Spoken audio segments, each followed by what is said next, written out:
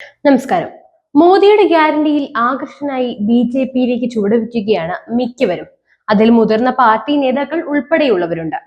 ഇപ്പോഴിതാ നമ്മുടെ കേരളത്തിൽ അത്തരത്തിലൊരു വാർത്തയാണ് ജനങ്ങൾ മുഴുവനും അല്ലെങ്കിൽ ചാനൽ ചർച്ചകളിലും നിറഞ്ഞിരിക്കുന്നത്. അതെ, ജയരാജന്റെ ബി.ജെ.പിയിലേക്കുള്ള പ്രവേശനം.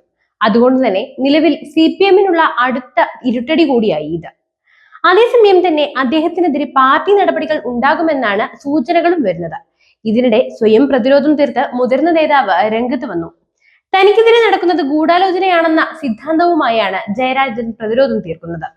മാധ്യമങ്ങളെ അടക്കം പഴിചാരിക്കൊണ്ടാണ് അദ്ദേഹത്തിന്റെ ഈ വിശദീകരണം. ഇതിനെ ഇപ്പോൾ ഗൂഢാലോചന സിദ്ധാന്തം എന്ന പേരിൽ നാട്ടുകാർ വിളിക്കുന്നുമുണ്ട്. പ്രകാശ് ജാവേദ്കറെ കണ്ടെന്ന് വ്യക്തമാക്കുന്ന EP ജയരാജൻ അദ്ദേഹവുമായി രാഷ്ട്രീയം സംസാരിച്ചില്ലെന്നാണ് വ്യക്തമാക്കുന്നത്. പോളിംഗ് ദിനത്തിൽ കൂടിക്കാഴ്ച വെളിപ്പെടുത്തിയതിൽ അസ്വാഭാവികതയില്ല. താൻ വഴി ലക്ഷ്യമിട്ടത് മുഖ്യമന്ത്രിയെയാണ്. ജാവേദ്കർ വന്നത് കഴിഞ്ഞ വർഷം മാർച്ച് 5-നാണ്. കൊച്ചുമകന്റെ പിറന്നാൾ ദിനത്തിലാണ് വന്നതെന്നും EP വിശദീകരിക്കുന്നു. ആകെ സംസാരിച്ചത് ചുരുങ്ങിയ വാക്കുകൾ മാത്രമാണ്. വീട്ടിൽ വന്നവരോട് ഇറങ്ങിപ്പോകാൻ പറയുന്നത് തന്റെ ശീലമല്ലെന്നും അദ്ദേഹം പറഞ്ഞു. BJP-യിലേക്ക് പോകും എന്ന വാർത്ത കൊടുക്കാൻ മാധ്യമങ്ങൾക്ക് എങ്ങനെ ധൈര്യം വന്നു? തൃശൂരിലും ദുബായിലും ഒരു ചർച്ചയും നടന്നിട്ടില്ല. കൂട്ടുകെട്ടിനെ കുറിച്ച് മുഖ്യമന്ത്രി പറഞ്ഞത് സമൂഹത്തിന് ആകെ ബാധകമാണെന്നും EP ജയരാജൻ വ്യക്തമാക്കി. തിരഞ്ഞെടുപ്പ് ദിവസം ആളിക്കത്തിയ ഈ വിവാദത്തിൽ ദീർഘമായ സമയത്തെ മൗനത്തിന് ശേഷമാണ് EP പ്രതികരിക്കുന്നത് എന്നതും ശ്രദ്ധേയമാണ്. അതായത് എന്ത് പറയുമെന്ന് ആലോചിച്ച് തീരുമാനമെടുക്കണ്ടേ, അങ്ങനെ അങ്ങ് എടുത്തുചാട്ടി പറയാൻ പറ്റുന്ന ഒരു കാര്യമാണോ ഇത്? എന്തായാലും നാളെ CPM സെക്രട്ടേറിയറ്റ് യോഗത്തിൽ പങ്കെടുക്കുമോ എന്നതിൽ അദ്ദേഹം വ്യക്തമായ മറുപടി നൽകിയിട്ടില്ല. EP BJP-യുടെ പ്രലോഭനത്തിൽ വീണുവെന്ന വിലയിരുത്തലുകൾ വിവിധ കോണുകളിൽ നിന്നും ഉയരുന്നുണ്ട്.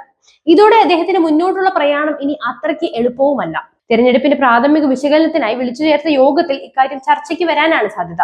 നടക്കാനിരിക്കുന്ന CPM സംസ്ഥാന സെക്രട്ടറി യോഗത്തിൽ മുഖ്യമന്ത്രി BJP ചർച്ചയിലെ ഇടനിലക്കാരൻ മാത്രമാണ് ജയരാജൻ എന്ന ആരോപണവുമായി പ്രതിപക്ഷം പിണറായി വിജയനിലേക്ക് മുനകൂർപ്പിച്ചു കഴിഞ്ഞു. ദല്ലാൽ നന്ദകുമാറുമായുള്ള ജയരാജന്റെ സൗഹൃദത്തെ തള്ളിയ പിണറായി ജാവേദ്കർ താനും കാണാറുണ്ടെന്ന് പറഞ്ഞ് ആ കൂടിക്കാഴ്ചയെ ലഘൂകരിച്ചെന്നാണ് അവരുടെ വിലയിരുത്തൽ.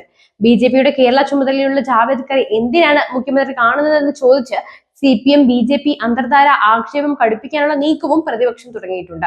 നന്ദകുമാറിനെ പോലെയുള്ളവരുമായി ബന്ധം സ്ഥാപിച്ച് വൻ കെണിയിൽ പോയി ജയരാജൻ ചാടിക്കൊടുത്തെന്ന നിഗമനമാണ് CPM-നുള്ളിൽ ഉള്ളത്. ശോഭാ സുരേന്ദ്രനെ ഈ വിഷയത്തിൽ കാര്യമറിയാതെ ക്രൂശിച്ചവർ ഇത്തരമൊരു മറുപടി എന്തായാലും സ്വപ്നം പോലും കണ്ടു കാണില്ല.